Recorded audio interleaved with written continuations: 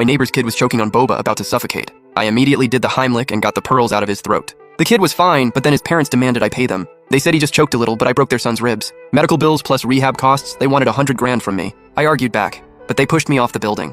Died on the spot. When I opened my eyes again, I was back to the day she bought her son that boba. That day, I put on my headset and gamed with my friends all day, something I never do. Someone was banging on my door.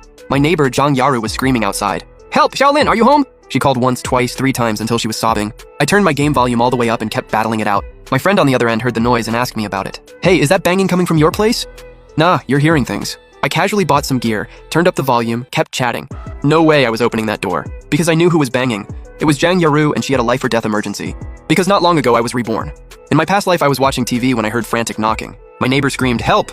Xiaolin, are you home? Please save my son." I rushed to open the door and saw Hao Hao's face turning purple. He took a sip of boba, and suddenly he's like this. Watching Hao Hao clutching his chest, struggling to breathe, I knew right away he was choking. I picked up Hao Hao and did the Heimlich, pressing hard on his abdomen. I tried to calm him down while telling Zhang Yaru to call 911. Hao Hao was only 5, but he was huge for his age, weighing over 80 pounds. His belly was thick with fat, so I had to push even harder. In an emergency like this, every second counts.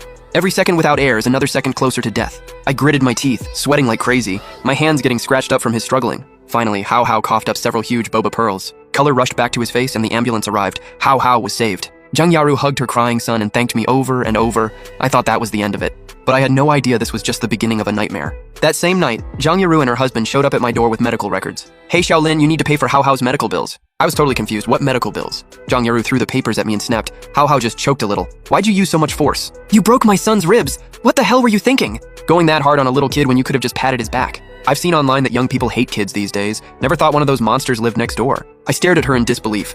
Just thinking about what happened still terrifies me. Hao Hao's face had turned black from suffocating. His eyes were bloodshot. One more second and he would have died. And now you're casually saying he just choked a little? Zhang Yaru glared at me. "He just choked on boba and you broke his ribs, you heartless monster. I bet you did it on purpose. You've always hated Hao Hao." Before I could respond, her husband blocked my door. I asked Hao Hao. He said you were squeezing him so hard he couldn't breathe. If it wasn't for you, he would have coughed up those pearls himself. Kids don't lie, just pay up already. I couldn't believe what I was hearing. I thought they were joking. Before I could react, Hao Hao's dad shoved me aside and barged into my place. He plopped on my couch. Hao Hao's got broken bones.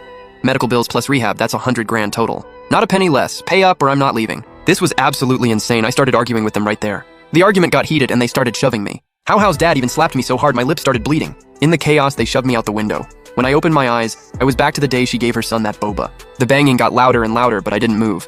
These people need to face the consequences. It's not my job to watch her kid. I pretended not to hear and kept gaming with my friends. 4 people in our voice chat. They can all confirm I was gaming with my headset on all afternoon. No way I heard any knocking. Time ticked by. It had been 20 minutes since Hao Hao